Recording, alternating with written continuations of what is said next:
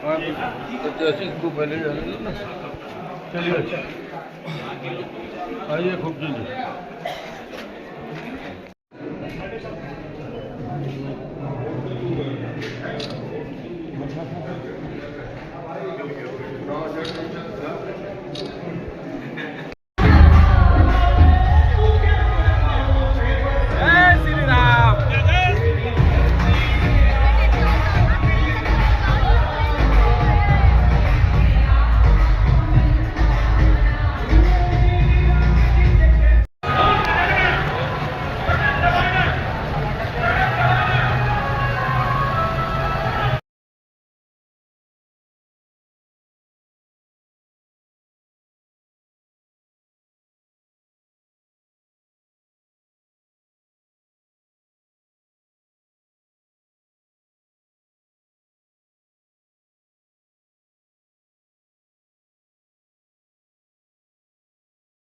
अभी तो आज नॉमिनेशन का विषय है और सीधी सी बात है कि भारतीय जनता पार्टी जो है अपने नीतियों और सिद्धांतों के आधार पर हर चुनाव को लड़ती है।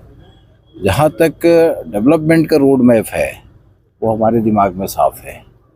लोगों को यही नहीं मालूम होगा कि आज की स्थिति में भी 2 फेस में वाटर सप्लाई स्कीम राजनांदगांव में लागू होने के बाद कितने MLD के वहाँ पर प्लांट है। लोगों को यही नहीं मालूम होगा कि दोनों कंप्लीट होने के बाद कहाँ पर कौन सी जगह में आज भी तकलीफ है जहाँ पर 3rd फेज़ की आवश्यकता है।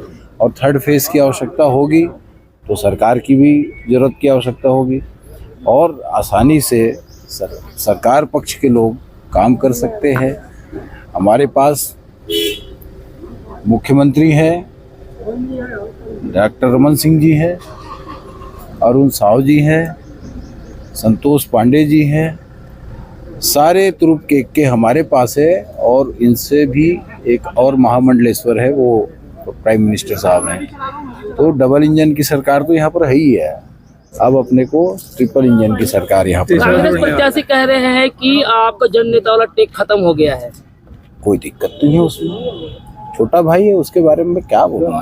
आज नामांकन की आखिरी डेट है और मैंने फॉर्म अपना जमा किया है। राजनांदगांव की सेवा में पहले भी तत्पर थे, आज भी तत्पर है और हमेशा तत्पर रहेंगे। रही बात नगर निगम की, नगर निगम के विकास की, तो नगर निगम में राजस्व बढ़ाना सबसे बड़ी जिम्मेदारी रहेगी। लोग साथ ही जो जनता की मूलभूत समस्याएं हैं, नाली, बिजली, सफाई, जो भी स्वास्थ्य संबंधी समस्याएं हैं, सारी समस्याओं को दूर करना, उनके साथ समय समय पे वार्तालाप करना। और सबसे बड़ी समस्या जो राजनांदगांव की पार्किंग व्यवस्था को लेकर है, उस पार्किंग व्यवस्था के विषय में आगे निरंतर कार्य किया जाएगा। साथ ही केंद्र सरकार की कई 100 करोड़ की योजना आज तक चलती आई है, जैसे कि भागीरथी नल जल योजना, अमृत मिशन योजना।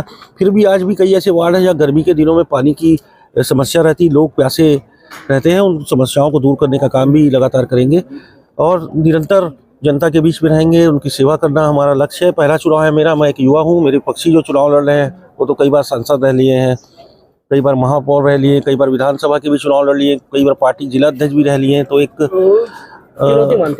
मैं उनको चुनौती नहीं मानता। मैं उनको इसलिए चुनौती नहीं मानता, जिस दिन से वो डोंगर गांव में जाकर चुनाव लड़े थे उस दिन से ही राजनांदगांव उन्होंने छोड़ दिया था। तो राजनांदगांव की जनता ये सब समझती है।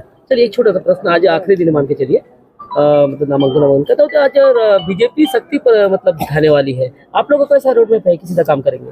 हम सीधा काम करने की उसमें जा रहे हैं, क्योंकि हमारी जो कल टिकटें देर रात घोषित हुई पार्षद प्रत्याशियों की, हमारी पार्टी की देर रात टिकटें घोषित हुई, जिसके कारण नामांकन दाखिल करना सबसे बड़ी हमारे लिए चुनौती थी। किसी के जाति प्रमाण पत्र हैं कि नहीं, ये सारा चेक करना हमारे लिए बड़ा टास्क था। इसलिए हम जो रैली का स्वरूप रहेगा, जिस दिन भूपेश बघेल जी या हमारे प्रदेश कांग्रेस के अध्यक्ष दीपक भाई जाएंगे, उस दिन हम बड़ी रैली के रूप में शहर में निकालेंगे।